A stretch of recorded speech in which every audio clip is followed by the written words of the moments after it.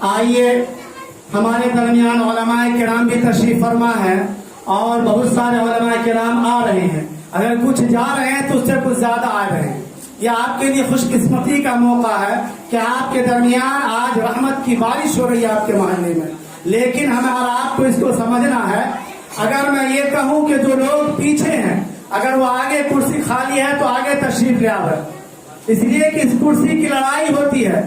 और मैं आपको बता दूं, बड़ी खुशकिस्मती बात यह है कि आपके दरमियान जनाब मोहम्मद शमशाद साहब, जो यहाँ के साबिक नायब प्रमुख तहसील सराय रह चुके हैं, वो भी आपके दरमियान तशरीफ फरमा है। तो मैं जो लोग पीछे हैं उनसे मेरी अदबन गुजारिश है कि वो आगे तशरीफ ले आवे ताकि बच्चों की हौसला अफजाई हो।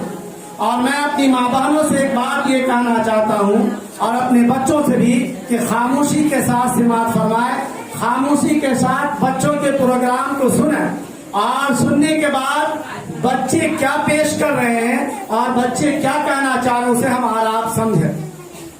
अगर हमारा आप इस बात के लिए यहाँ पे आए हैं तो हमारा आपका आना मुबारक है।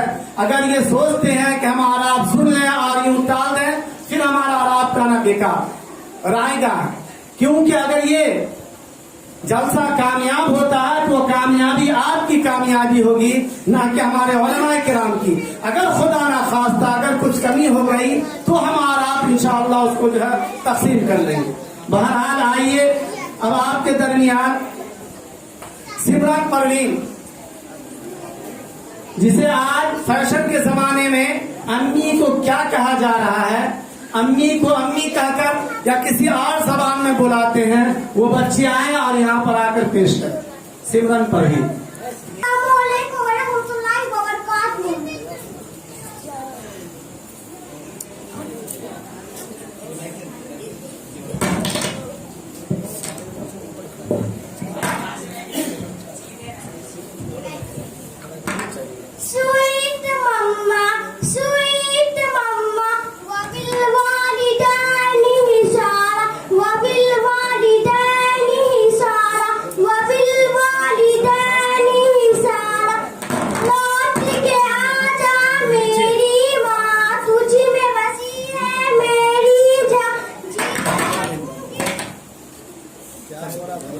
जी ना सकूंगी।